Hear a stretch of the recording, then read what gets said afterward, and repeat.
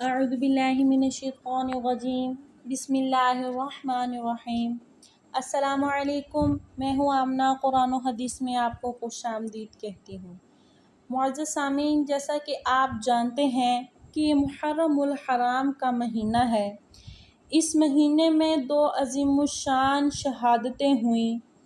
ایک سیدنا عمر فاروق رضی اللہ تعالی عنہ کی شہادت کا واقعہ پیش آیا اور دوسری شہادت سیدنا حسین رضی اللہ تعالی عنہ کی شہادت کا واقعہ ہمیں تاریخ میں نظر آتا ہے۔ معزز سامعین، سیدنا عمر فاروق رضی اللہ تعالی عنہ نے زندگی بہت سادہ گزاری اور سال میں صرف 2 کپڑے لیا کرتے تھے اور سارا سال انہی کپڑوں کو پہنا کرتے تھے۔ حضرت عمر فاروق رضی اللہ تعالی عنہ کے زمانے میں فتوحات بہت بڑھ گئے۔ 22 لاکھ مربع میل میں آپ کی سلطنت پھیل گئی، تو آپ رضی اللہ تعالی عنہ کا طرز زندگی وہی نبی کے زمانے والا تھا۔ مہینے میں 1 دن گوشت کھانا ہے، چھنے ہوئے آٹے کی روٹی نہیں کھانی، سخت لباس پہننا ہے۔ تو صحابہ آپس میں جمع ہوئے کہ اب حضرت عمر رضی اللہ تعالی عنہ کو اپنا طرز زندگی بدل لینا چاہیے۔ کوئی خادم ہو، کوئی غلام ہو، کوئی اچھا لباس ہو، کوئی اچھا کھانا ہو، آپس میں بات کر رہے ہیں۔ اب سوال یہ تھا کہ حضرت عمر سے بات کون کرے گا؟ تو حضرت علی رضی اللہ تعالیٰ عنہ نے فرمایا کہ وہ نہیں مانیں گے۔ تو صحابہ نے کہا کہ ہم بات کرتے ہیں۔ کہا کہ کون بات کرے گا؟ تو سارے صحابہ ڈر گئے کہ ہم حضرت عمر رضی اللہ تعالیٰ عنہ سے بات نہیں کر سکتے۔ تو صحابہ نے آپس میں مشورہ کیا کہ چلو حضرت عائشہ صدیقہ رضی اللہ تعالی عنہ کے پاس چلتے ہیں، حضرت حفصہ سے کہتے ہیں، کیونکہ وہ نبی کی بیویاں ہیں، آپ ان کی بات کا ضرور احترام کریں گے۔ ایک بیٹی حضرت حفصہ رضی اللہ تعالی عنہ اور ایک ام عائشہ صدیقہ رضی اللہ تعالی عنہ، یہ دونوں تشریف لے آئے۔ آپ اٹھ کر بیٹھ گئے۔ حضرت عائشہ رضی اللہ تعالی عنہ نے بات کو شروع کیا۔ کہا، امیر المؤمنین، ہم آپ سے ایک بات کرنے کے لیے آئے ہیں۔ حضرت عمر نے فرمایا کہ کہو، کیا بات کرنی ہے؟ کہا کہ اللہ کے نبی کا دور آیا تو دنیا نہیں آئی، تو آپ فقر میں چلے گئے۔ تو میرے ابا جان کا دور آیا تو دنیا نہیں آئی، وہ بھی فقر میں چلے گئے۔ اب اللہ تعالیٰ نے ہمیں آپ کا دور دکھایا ہے، ملک فتح ہو گیا، سونے چاندی کے ڈھیر لگ گئے، تو آپ ابھی بھی اسی فقیری میں اپنی زندگی گزار رہے ہیں۔ تو ہم آپ سے عرض کرنے کے لیے آئے ہیں کہ آپ اپنا طرز زندگی بدل لیں۔ تو سیدنا عمر فاروق رضی اللہ تعالی عنہ کی چہرے کا رنگ بدل گیا۔ فرمایا، کس نے بھیجا ہے تمہیں؟ بتاؤ مجھے، کس نے بھیجا ہے تمہیں؟ تم دونوں میرے پاس کس کے کہنے پر آئی ہو؟ تو حضرت عائشہ نے فرمایا کہ پہلے آپ ہمیں جواب دیں، ہاں یا نہ میں جواب دیں، پھر ہم آپ کو بتائیں گے کہ ہمیں کس نے بھیجا ہے۔ تو فرمایا کہ اگر تم مجھے بتا دو کہ تمہیں میرے پاس کس نے بھیجا ہے تو میں اسے مار مار کر اس کا چہرہ لال کر دوں جنہوں نے تمہیں میرے پاس بھیجا ہے۔ پھر ان کی آنکھوں سے آنسو آ گئے۔ فرمایا، اے میری پیاری بیٹی حفصہ، میں عائشہ سے نہیں تجھ سے بات کرتا ہوں، تو بتا، تو گھر والی ہے، زندگی میں میرے نبی نے کبھی دن میں 2 دفعہ کھانا کھایا؟ تو حضرت حفصہ رضی اللہ تعالی عنہ فرماتی ہیں کہ ابا جان نہیں، میرے نبی اگر صبح کے وقت کھانا کھاتے تھے تو شام کو کھانا نہیں کھاتے تھے، اور اگر شام کو کھانا کھاتے تو صبح کو کھانا نہیں کھاتے تھے۔ پھر فرمایا اچھا تمہیں پتہ ہے کہ میرے نبی کے پاس پہننے کے لیے کتنے جوڑے تھے؟ معزز سامعین، ہمارے پاس 50 جوڑے ہیں، استری کیے ہوئے، کلفیں لگی ہوئیں ہماری الماریوں میں ہینگ ہیں، اور نئے سوٹ کی جگہ ہماری الماری میں ہمیشہ موجود ہوتی ہے۔ جس کے چہرے کی رب نے قسم کھائی، والضحیٰ، جس کی زلفوں کی رب نے قسم کھائی، واللیل، جس کے شہر کی رب نے قسم کھائی، لا اقسم بہذا البلد، جس کو میرے رب نے محبت سے پکارا، یا ایھا المزمل، جس کو میرے رب نے لاڈ سے پکارا، یا ایھا المدثر، جس کو جنت کی چابی دی، جس کے ہاتھ میں اللہ تعالیٰ نے اپنا اسلام کا جھنڈا دیا۔ تو فرمایا حفصہ تیرے گھر میں نبی کے کتنے جوڑے تھے؟ تو حضرت حفصہ فرماتی ہیں کہ میرے ابا جان، میرے گھر میں نبی کا صرف ایک جوڑا تھا، اسی کو آپ دھوتے تھے، نوکر نہیں دھوتے تھے، بیوی نہیں دھو کر دیتی تھی، خود دھوتے تھے اور اس کو سکھا کر پہن کر باہر آتے تھے۔ عائشہ، حفصہ تو بتا کتنی دفعہ ایسا ہوا کہ نماز کا ٹائم ہو جاتا اور بلال آ کر آواز دیتے، یا رسول اللہ نماز کا ٹائم ہو گیا، تو آپ فرماتے بلال ابھی میرے کپڑے خشک نہیں ہوئے۔ نماز لیٹ ہو جاتی تھی، کپڑے خشک نہیں ہوتے تھے۔ فرمایا کہ تجھے وہ دن بھی یاد ہوگا جب میرے نبی کے پاس کوئی جوڑا نہیں تھا، ایک چادر تھی، اسی کو اپنے بدن پر لپیٹ کر نماز پڑھائی تھی۔ اور تمہیں وہ دن بھی یاد ہوگا جب ایک چادر بھی موجود نہیں تھی تو ایک انصاری عورت سے کپڑے ادھار مانگ کر میرے نبی نے نماز پڑھائی تھی۔ بتا حفصہ تجھے یاد ہے؟ تو حضرت حفصہ کہتی ہیں جی ابا جان مجھے یاد ہے۔ اللہ اکبر! ہم محل بنا کر تکبر میں کہتے ہیں کہ یہ میرا محل دیکھو، ہمارا سٹیٹس دیکھو، لعنت ہو، لعنت ہے ہماری سوچ پر کہ ہم نے اس روپے پیسے کو سٹیٹس بنا لیا، ہم نے سونے چاندی کو سٹیٹس بنا لیا، اس مٹ جانے والی دنیا کو ہم سٹیٹس کہتے ہیں۔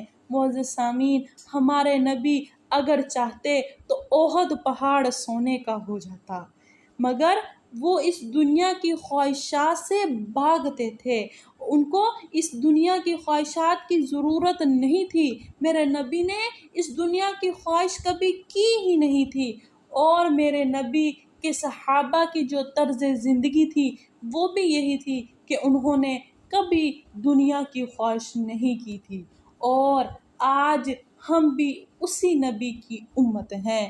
میرے نبی خواہشات سے بھاگتے تھے اور ہم خواہشات کے پیچھے بھاگتے ہیں۔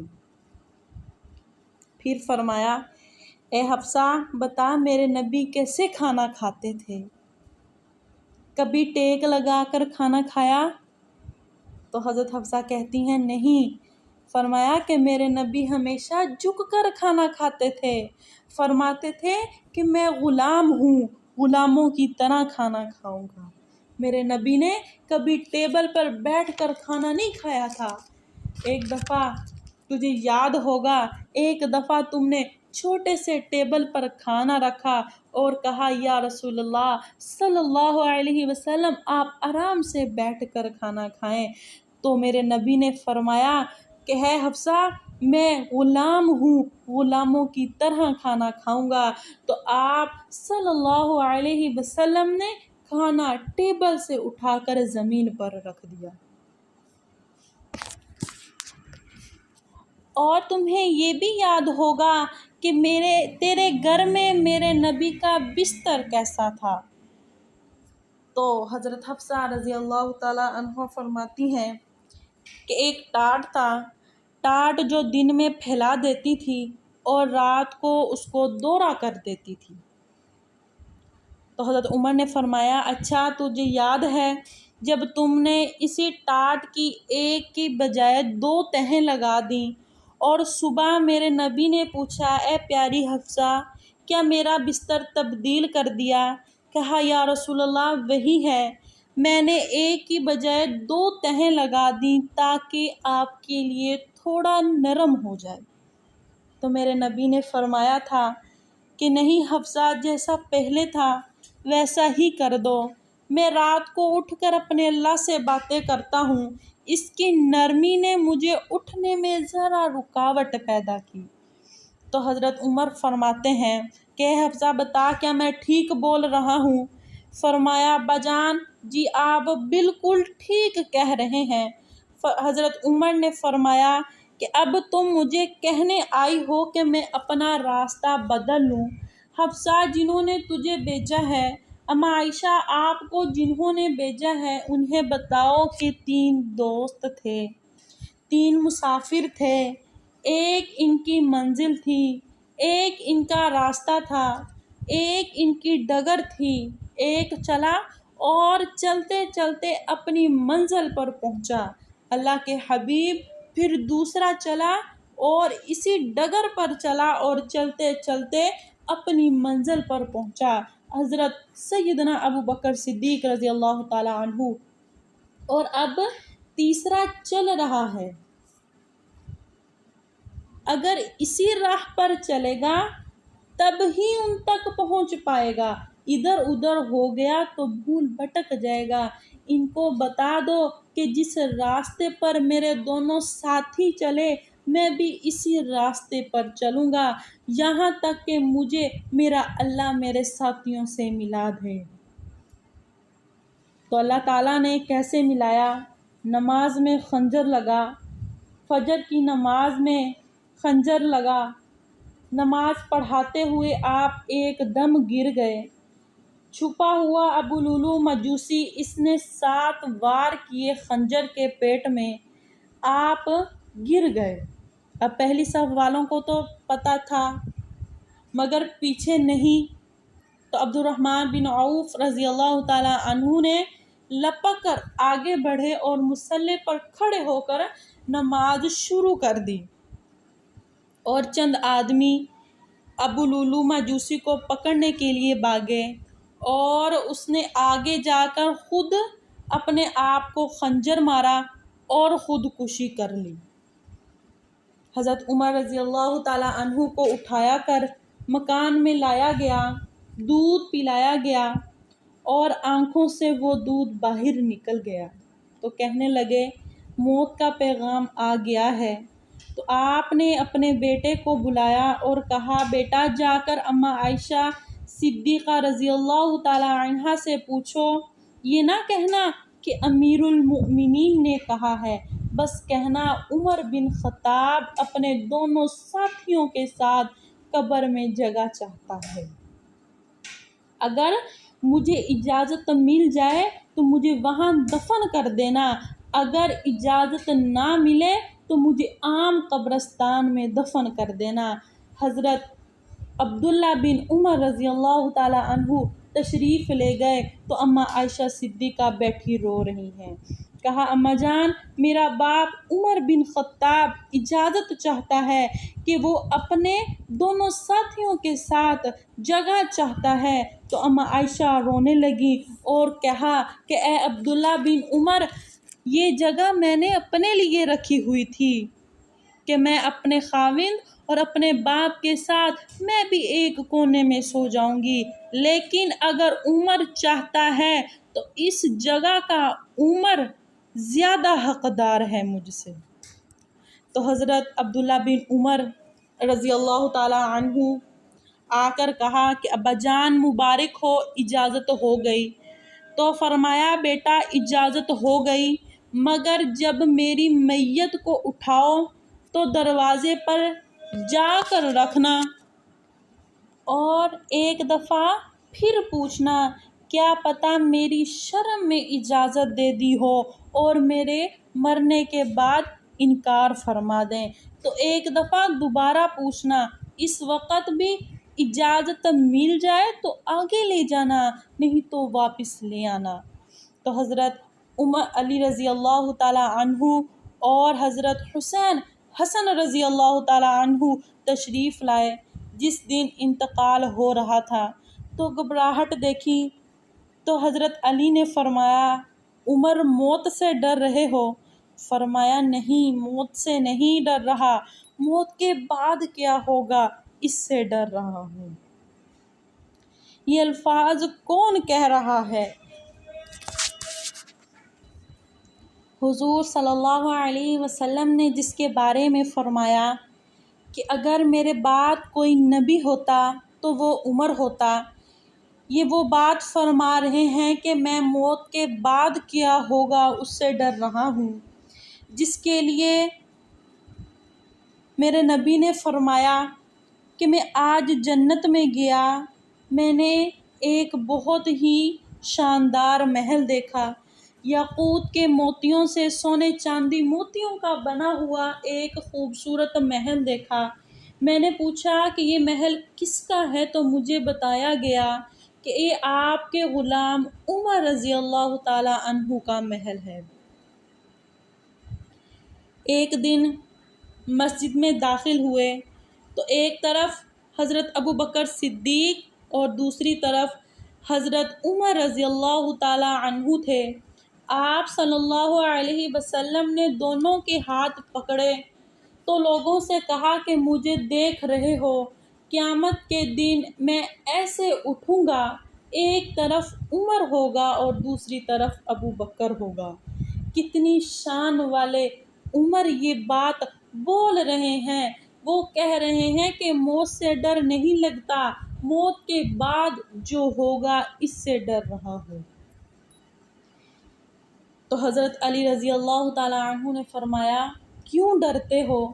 میں گواہی دیتا ہوں، میں نے کئی دفعہ اللہ کے نبی سے سنا کہ جنت کے بڑے لوگوں کے سردار ابوبکر اور عمر ہیں، جنت کے نوجوانوں کے سردار تو حسن حسین ہیں، لیکن جنت کے بزرگوں کے جو سردار ہیں وہ عمر اور ابوبکر ہیں۔